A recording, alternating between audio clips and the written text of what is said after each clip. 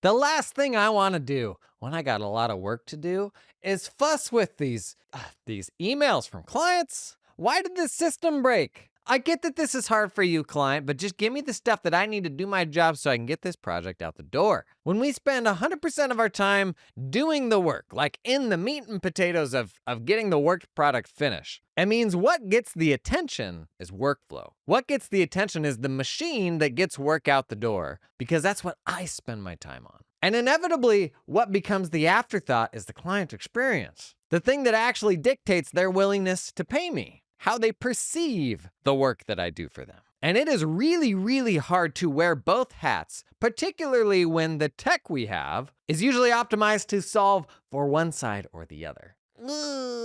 How do we make those trade-offs? Because the work's still got to get out the door, right? We're going to talk about that today. Also, I'll share some feelings of inadequacy I had this week, the compliance headache of serving people all around the world within a specific niche, some background on how I make app recommendations, and what is my favorite AI writing solution to use right now. We're covering it all today. It's Q&A Friday. Let's do it.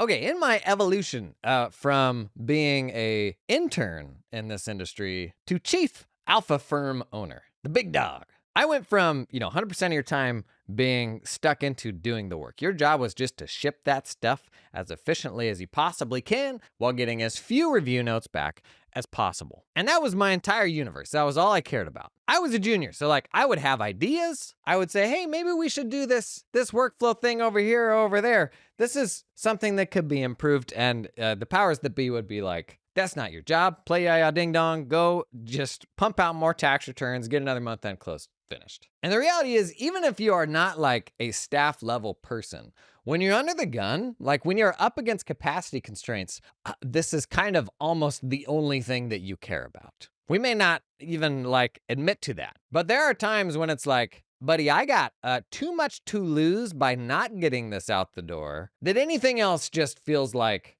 child's play. Like all that matters is getting this stuff out the door. But as I evolved into getting myself out of the client work and ultimately was totally out of client work in a 40-person practice where my job was talent acquisition. It was larger strategy of the firm. Once I got there, my attention swung totally the other way. It swung to who are the clients that are on our roster, because that's actually what's going to dictate the success of the firm. Not how to better be in the weeds of how we get the work done, but who are we doing the work for in the first place? Like I've made the analogy before of, a sports roster. You got people on a sports team whose job it is to make the people who are on your roster better. And then you've got people on the team whose job it is to bring in better talent. And I would argue in most small firms, we lean more towards being the fixers. We can make this relationship work than who's like a person that's twice as talented, who's just the better all-around client, whose needs better align with what we do well, right? So as I got removed from that work, the doing of the work day to day, way more of my focus went into what does the client deal with every single day as they're interacting with us? Like our interface for going through our day to day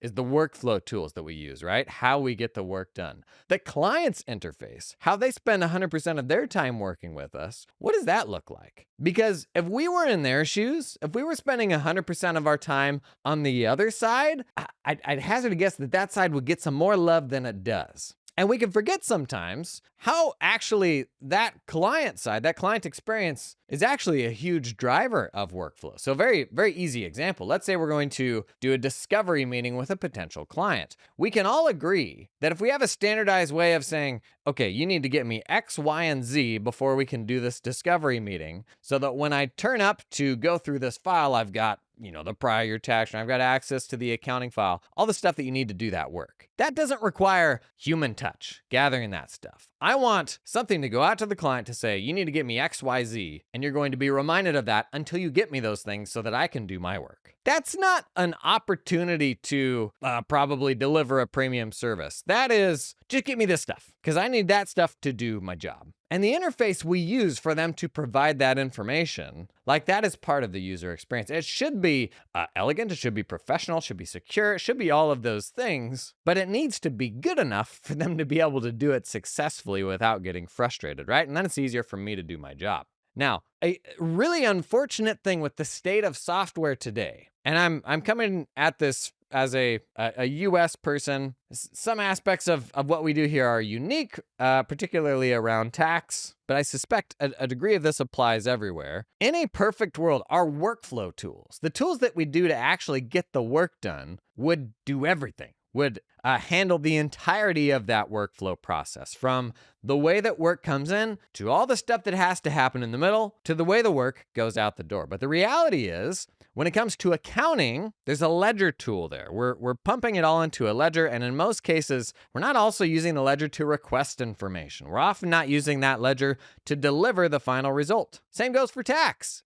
You've got software that goes into preparing the tax return. But in most cases, the tool that actually prepares the return, it's not the same tool that gathers the information well. It's not the same tool that delivers the tax return. Oftentimes, those are a bunch of different tools. And so we've got this super fragmented process. And I would actually argue today, AI has made this problem worse because we have new companies that are really good with AI that can handle a certain part of our workflow in a more automated way than ever before, but they're not the incumbent providers. And so now we have yet another fragmentation of our process. We see this and we're like, that's really exciting. That will save me a ton of time.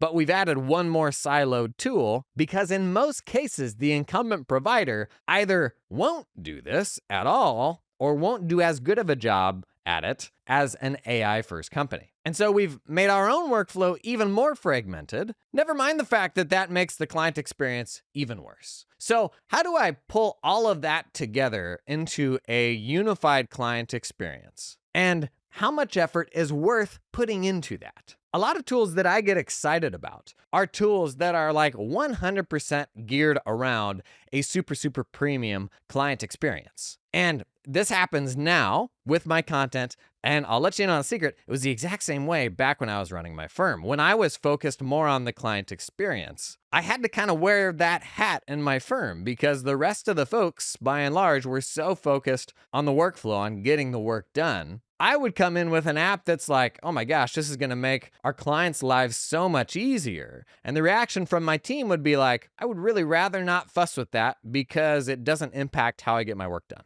But I'm like, what do you mean? This will make it so much easier for the clients. And if we nail it, it'll make it easier to gather the information that we actually need without putting like a bunch of dumb, pointless questions in front of them with boilerplate questionnaires and really ugly interfaces. And so I get excited about this way to sort of streamline the client experience. But the team was like, buddy, I got a lot of work to get done. I guess maybe as long as it doesn't take me any more time. And then the unfortunate reality is right now, standing up a super premium client experience, it does take more time. It is effort to stand that up and make it feel personalized to the user, to your client. If I have a phone call with a client, if a client texts me that detail, how does that bit of information inform the process that they are then sent through? It virtually never does, because by and large, what's being put in front of them is boilerplate.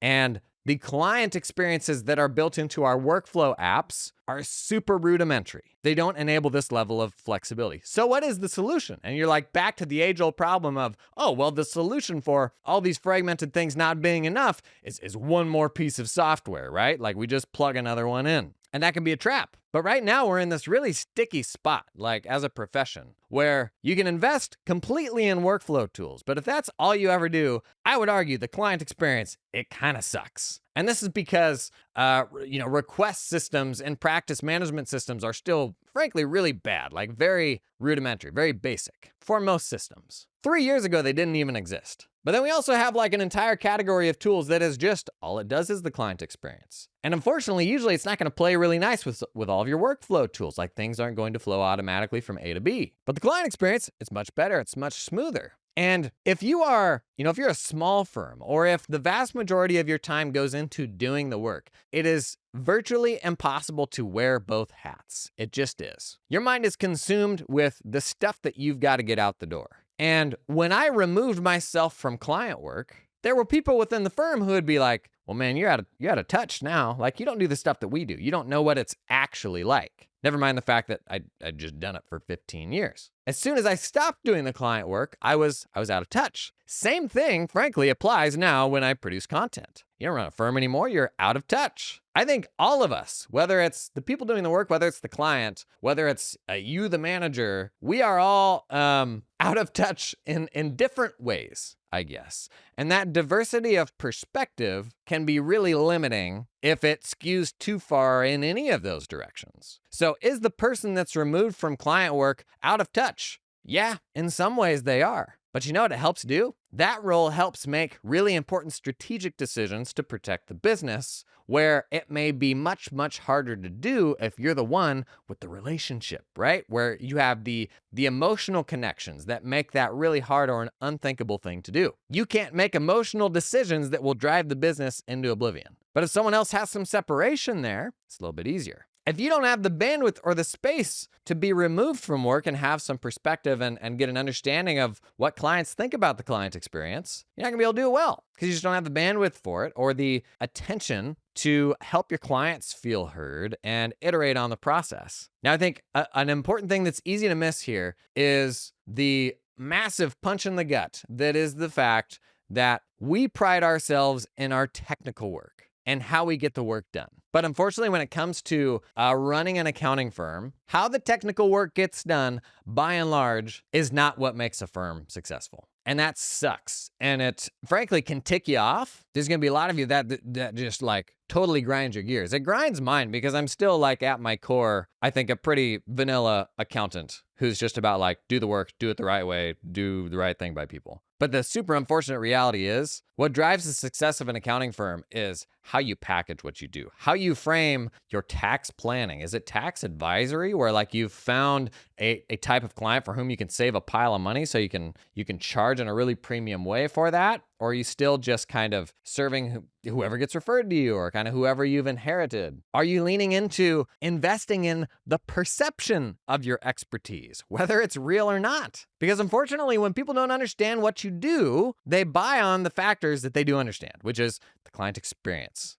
Does the person that they look up to think that you are smart? People don't buy what's in the bottle. They buy what it looks like. They buy what they understand about it. Nobody's buying AG1 because they had before and after medical labs done and can see that it makes them more healthy. They buy it because Tim Ferriss, Andrew Huberman, they say it's a good thing. It's like this supplement insurance policy. And when people don't understand what we do, and when they don't have a way to benchmark one month-end close against another or one tax return against another, because you really don't. Even if they took the same tax return to somebody else and got a different result, is that because the other person was cheating or they did it wrong? Like, the layperson literally has no way to benchmark those things. And as long as they don't understand that, then they're not buying what's in the bottle. They're buying what it looks like. They're buying what it's positioned next to and the perception of it. And that sucks. Like, if you just wanted to be the pie maker, if you just wanted to make the sausage, that's a bummer. But what it means, and this is the argument I used when I was removed from client work, what it means is we have to invest in perception, even though it is total waste. And I would love to virtue signal until the end of time and tell my clients, we don't do any of that because it doesn't actually impact,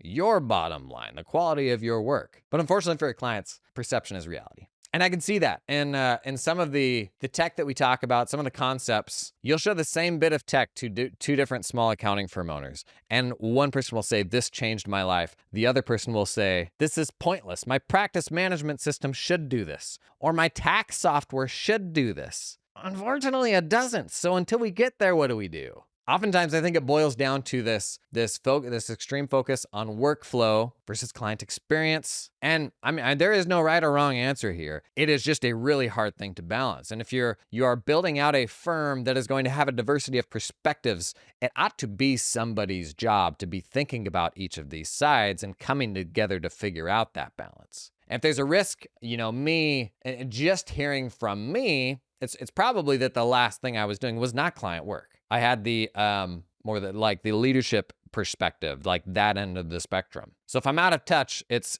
on that end of the spectrum. Now, I want to get more work done just as much as the next guy because that's how you get paid. But it's worth giving some serious thought to in your firm how you balance those things. We've been talking a bit about relationship managers or client success managers, and Chad Davis shared how they do that in their firm. Super, super smart. We talked about that a couple weeks ago. I've heard from a number of you since then that are like, I loved that. I'm totally implementing it. That is one potential benefit of like a relationship manager or a client success manager. Somebody's wearing the hat of advocating for the client and thinking through what that client experience looks like. Because if all we do is do the work, you're almost inevitably blind to that.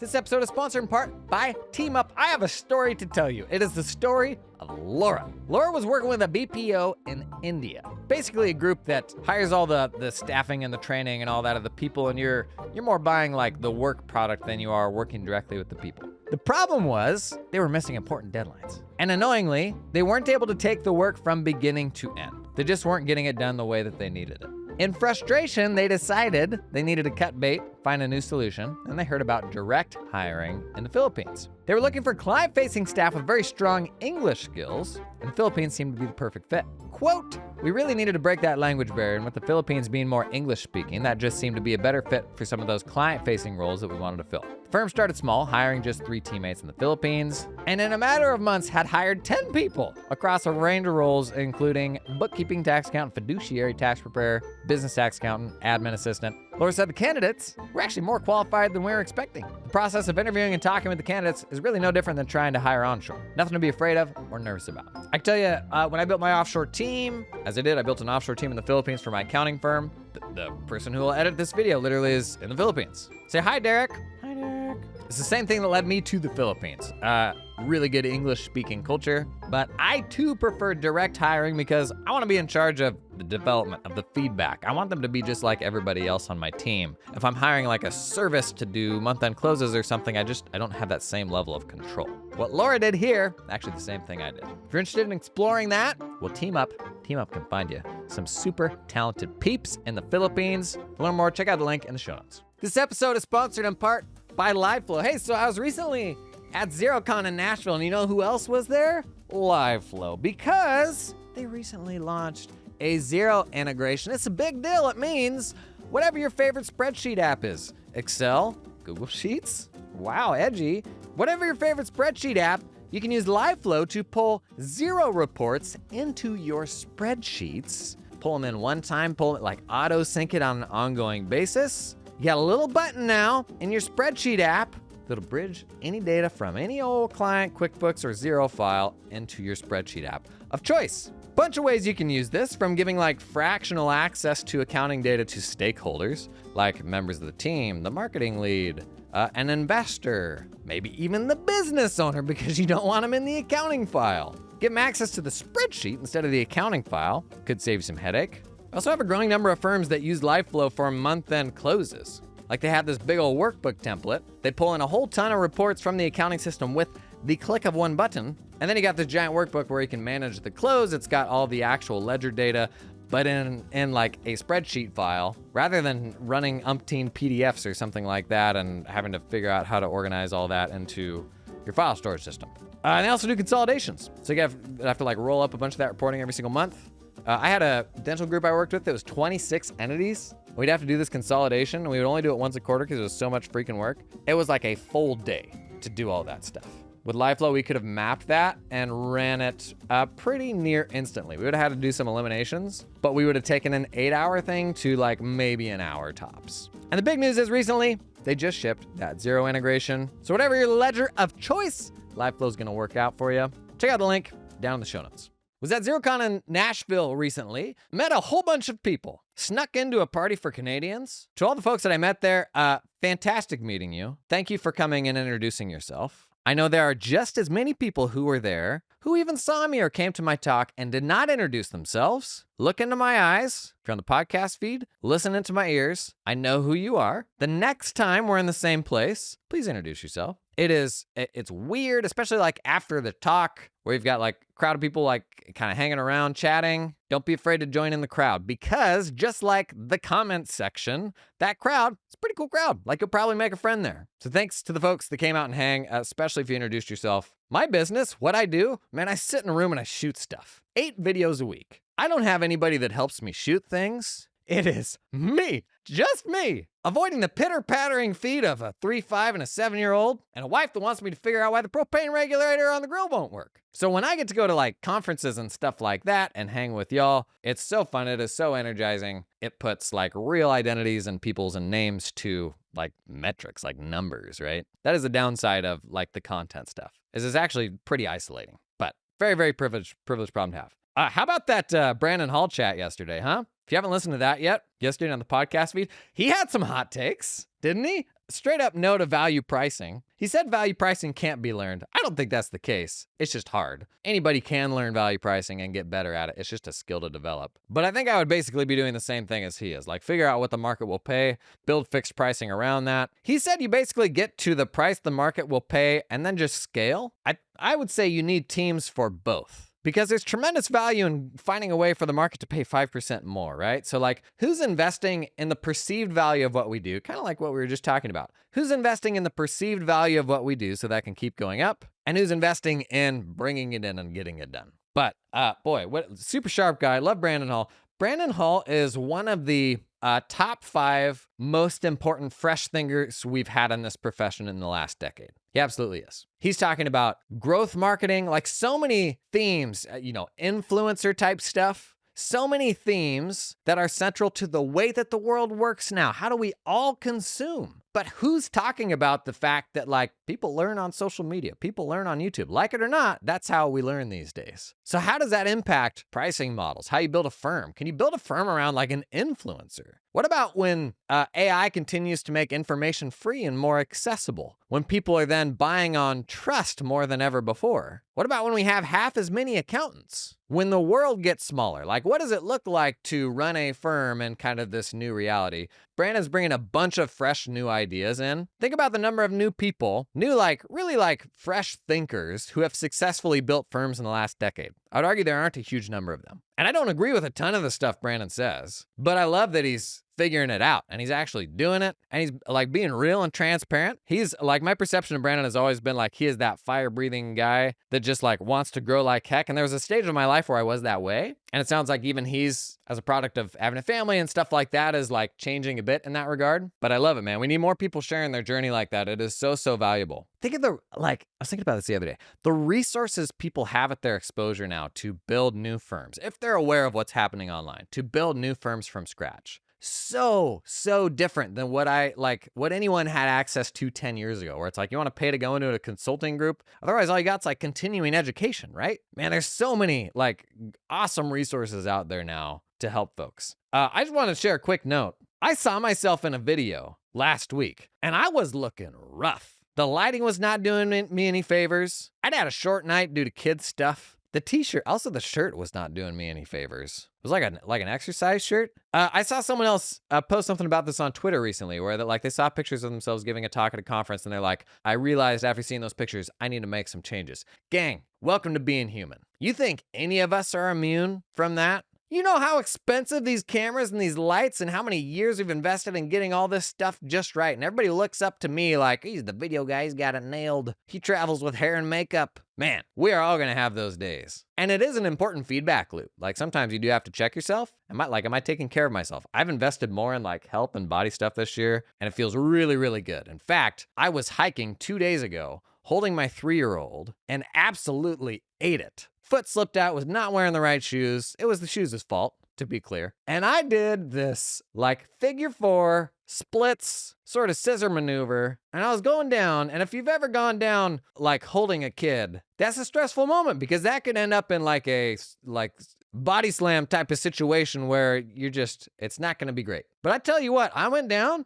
and I stuck it. I absolutely stuck it in this weird little splits maneuver. My right hip flexor was being taken to territories heretofore undiscovered. But I stuck it, I stabilized, and I'm like, I'm really glad that the last 3 or 4 months, I've spent a bunch of time on flexibility, on mobility. Man, I'm getting old, I'm 36. And it's probably the first time in my life where I feel like there was a window of time there where I lost ground. There was a couple years there where I was like, ooh, I could do more a couple years ago than I could now. And so now I'm like fighting against that for the first time. It feels really good. But sometimes like you'll have those moments, you'll see a picture of yourself and you're like, ooh, who's that guy? Know that I have those too. I don't think there's a person on the planet that doesn't. And there ultimately is nothing more important than taking care of yourself. My mom has had some mobility issues lately, and I like super got on her case and felt a little bad about it afterwards. Because she's kind of the age where you lose some of that mobility and things just start falling apart. And man, if you want to like be active and do all the things that you want to do, there's no like today trade-off that makes waiting to do that the right answer. No client work is more important than your longevity, than like taking care of yourself. Okay, stop lecturing me, Jason. You know that little side hustle group that got spun up from the comments of a podcast? They've got a little group going in Discord, but they're also kicking off a podcast here. I'll share, I don't think they've actually gone live with it yet. If you do run a side hustle firm and you're looking to build your own thing, that podcast will be coming soon. I may actually talk with the guy that's put that together on the podcast next week. That all started by dropping a comment and not lurking, and then finding it was like, oh, a bunch of other people are actually in the same position. And they're now all helping each other, making friends and all that. That could be you today. What is the thing that you're stuck on? The more visible we are when we talk about those things, the more likely you're going to attract solutions and other people in a similar position. Absolutely love it. I wanted to circle back to one aspect of specialization that is a pain in the hiney right now. Derek Foote brought this up. It is that, particularly if you run a U.S. tax firm, if I specialize in a niche and then have to serve people from that niche in every corner of the United States, in every little tax jurisdiction, that's a freaking nightmare these days. Like there's so much awful salt stuff that you have to manage. Derek and I both have run tax firms in Oregon, which is particularly brutal when it comes to local compliance. And the reality is when you pick up your first client in the middle of nowhere, Minnesota, there's going to be some sort of payroll credit or energy efficient livestock production activity deduction that like you just aren't aware of. And so as the regulatory compliance gets more difficult, the specialization in a region gets more compelling. That actually is a form of specialization, like being the best within a region. Now, still going to be a lot of other people in that region. But for example, if you compare this with a bookkeeping business, where bookkeeping is largely the same everywhere, right? There is less friction for the bookkeeping business to specialize than there is for a purely tax business to specialize. But in the middle there is a company that's like a firm that's doing more of the vertical, like all of the bookkeeping and all of the tax. There's a little more incentive there for them to specialize. Now, while local compliance is a pain, and you may run some risks by doing this one-off random client in Oklahoma, you don't know anything else about Oklahoma, it still cuts both ways. If I pick up a beekeeper and there's some beekeeping specific compliance things that I'm not aware of, there's still some risk to that too. Very practical examples I've run into in the past. This is in my early days in the profession. We picked up a bunch of restaurant clients where the firm didn't know about tip credits. And we'd go back and we'd amend tax returns, do tip credits. Before cost segregation was really a thing. I guess before people were as aware of it as they were today, we picked up a whole bunch of real estate clients and started specializing in that a bit because we're going back and doing I don't know if there's an accounting method change back then. However, you went back to change all that stuff. Domestic production activities deduction. We got any OGs out there? I have street cred. Thank you very much. Our firm did a deep dive on that stuff and started picking up all these clients that should have been able to claim this thing that's no longer around. But because they were working with generalist firms that weren't aware of it, they weren't taking it. R&D credits. A decade ago, almost nobody was doing R&D credits. I think they got a little juicier, but I will say compliance can cut both ways. There are still risks to being a generalist when it comes to compliance, but for sure there is a lot more friction when it comes to serving compliance anywhere and everywhere. And this is my opinion. There's lots of people who disagree with it. My opinion is still that the most profit-optimized firm is one that is specialized, because I believe you can solve more specific pains and you can make the operations more turnkey when you're serving similar clients. While I believe that is the more profit-optimized firm, there are many ways that we can optimize our firms that may take us down a path we don't want to go, or is like counter to kind of an anti-goal that you may have. This episode is sponsored in part by Cloud Accountant Staffing. Hey, you run a tax firm, you struggle to find good tax talent? Yes, yes, you do. Let me tell you, the world's getting smaller every day, and Cloud Accountant Staffing will help you find mega talented accountants in the Philippines who already have tax experience. Actually, hang on. How's this sound? 2 years tax experience using Intuit Pro Connect or UPro Connect user. Sounds good, right? Before that, they did audit. Bless their hearts for getting out of there. Experience with RC reports, Core V tax planning, and last actually oversaw a team of other preparers. It's the type of resume you would see where if you saw it from like a stateside person, you'd be like the cut of this person's jib. Man, you'd be on it like moss on a Mississippi tree stump, and just because that resume isn't from someone in the States doesn't mean they can't contribute. Now, are there other hurdles that come with hiring people offshore? Disclosures, stuff like that. Maybe if you haven't run a distributed team before, you're thinking, how do I manage people that aren't like right under my thumb or in my office? For sure, things to learn. But you know who's gonna be really good at helping you with that? A company who's done it with a bunch of other firms. So stop trying to reinvent the wheel and figure it all out yourself. Hop on a call with Cloud Accountant Staffing. Tell them what you're looking for. They're gonna cut loose their recruitments to find talented applicants, and you'll only make a hire if you find somebody you love. Doesn't hurt to start the process just to learn, if for nothing else. To check out Cloud Accountant Staffing, there's a link down in the show notes. The most important software decision that you'll ever make in your accounting firm, it is your practice management system. This episode's sponsored in part by Client Hub. Good way to think about it. The 4 C's. Capabilities, client experience, clarity, and community. I've already told you about the first 3 C's. Today we're talking about community. Client Hub is particularly suited here because they got a co-founder that was a former firm owner and top 100 pro advisor, not just a pro advisor, top 100 that knows how accounting firms actually work. Imagine that. Software people that actually know how this stuff works. When you adopt Client Hub, you don't just get a practice management system. You get a community that is aligned around their simple vision: happy clients, happy firm. That's nice. As part of Client Hub, you can ask questions, get advice, share your perspective, all with a welcoming community of small firm accounting professionals. So it's software, but Client Hub, they're actually going to deliver a service to you that is sharing the value of what all the other firms that are using Client Hub are figuring out. Just the other day, we were talking about how we have this divide between workflow tools and the client experience. If any practice management system was built from the ground up around the client experience, arguably it's Client Hub. It's basically like a 2-sided task management system where the client logs in just like you do, and you've got like a shared space to knock out those tasks. That is Client Hub. To learn more, check out a link down in the show notes.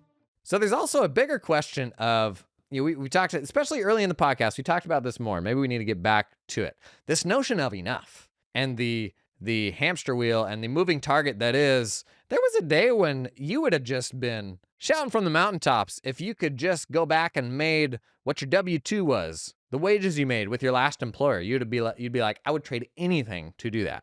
Now you're 2x that. Now you're 3x that. Now you're 10x that. Is your life better? Whoa, okay. Too direct. Better question. Why did your target move so much? Remember when you were happy with that? You were rolling the Camry, mowing your own lawn. Remember those days? There's an element of reaching like enough where you may see a more optimized version, but the better question isn't, will that better optimize my firm? Rather, it's, am I going to enjoy that? Is that something I actually want to do? Would I enjoy only talking to dentists all day, every day? That's a factor here. And so while virtually every business coach is going to be like, specialize and force you to do those hard things, most of us are so far, if you run a firm, are so far past enough. Like you are so far past the threshold that has a measurable impact on happiness. Little Timmy's got everything he needs. It is an okay answer to be like, I'm at enough. And that doesn't sound fun. So I'm just not going to do it. Take that, business coach. We did that last week. We did that episode around like tax software. And there's a lot of things I didn't mention. As a rule, there will always be things that I don't talk about. And usually that's for a reason. Because I can't bring up every single tool. But also, you don't need to hear about all the things you shouldn't use as much as you need to hear about the things you should use.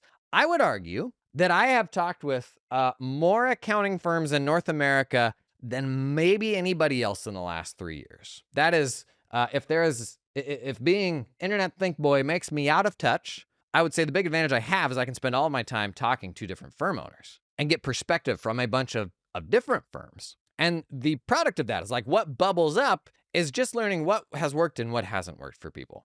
And I don't dunk on people in my content. I think there's enough to be made of highlighting the good stuff that's happening and the right direction to go where if you just shout that from the mountaintops and you drown out everything else, the bad stuff just goes away because it doesn't get any attention. So I don't give attention to bad stuff. So usually if I'm not mentioning something, sometimes it's a brand new thing that I'm not aware of. But that's very, very rare. The more likely thing is either I don't think it's the best solution, there's a better alternative, like the people who sponsor my content. These are all brands that I have handpicked who I would be using in my firm, and that's the only reason we do partnerships with them. But the people I don't talk about, generally, it's because there's a better option or because I don't believe in the team, the leadership.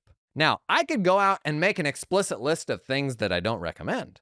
But the next question then is, well, why don't you recommend them? And sometimes there's logical reasons, like I don't recommend Pro Series because ProConnect's getting all the investment and Lacerte is the bigger legacy desktop offering. So why would they invest in Pro Series? But there's going to be other tools where it's like, I don't recommend them because I go to Vegas and their team is snorting coke off a prostitute in a limo. And so if I stand up that list of tools that's like, here's all the ones I don't recommend, and people are like, why? And I tell you the reason that I just gave you, there's like very real like defamation liability in what I do. The influence has gotten important enough to where I could run somebody through the mud and it would genuinely hurt their business. So when I'm recommending stuff, like I'm highlighting the stuff that works, that I've seen real social proof of, like it working in people's firms. Sometimes it means we're late to the party because I'm usually not going to be the very first person to use a new thing. But I'm not going to highlight the stuff that isn't worth using for that reason. If we just praise and highlight and show off the best stuff that's happening, the rest of it takes care of itself.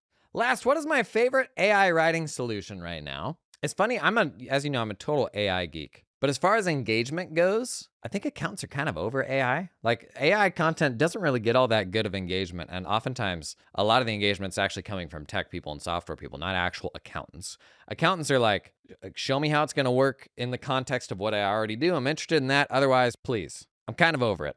As you should be, frankly. Like people have been telling you it's going to replace you for enough years. Like, let's get on with replacing ourselves if it's actually going to happen. Not other people replacing me, but me replacing myself. I'm happy to do that. But my favorite AI writing solutions, I think like AI around marketing and ideation, still it's probably the second most interesting AI application for accountants right now. I use Claude.ai, and Wordware, which I teased a couple weeks ago. Wordware is a tool that basically lets you chain multiple prompts in a row using any language model, whether it's one of Claude's models, whether it's GPT-4. Basically, you can build a sequence of prompts to say, do this, now refine it, now do a deep dive on number 3, now loop this 4 times and do a final prompt on this. And with the way language models work right now, oftentimes running multiple prompts in sequence gets you a much better result than just running a single prompt because you can have it think about it from different perspectives and just build out a more comprehensive workflow than just like a single prompt. That's really useful when it comes to building reusable things. So for example, let's say you have a meeting transcript and you want to generate questions, hypothetical questions from that meeting transcript that you could use and answer in social media content. Well, you could run it through a series of prompts that maybe redact the transcript and then generate the questions and then approve upon the questions. And then you indicate your favorite question and it goes and it makes 3 hypothetical podcast outlines out of it. And you identify the couple sections that you like the best from those outlines and it creates a couple more hypothetical ones based on your favorite parts. So Wordware is like more of a sequential way to do AI workflows and is actually representative of what the future of AI doing work on our computers actually looks like, where it's like, okay, I tell it to open QuickBooks. Okay, it's got to open Chrome. It's got to go to qbo.intuit.com. It's got to log in here and then get to the QBOA screen. But all I did was like, I give it a set of verbal instructions or semantic like text instructions to go and do those things. It's not just going to be a single prompt probably that has it go and do 100 different steps.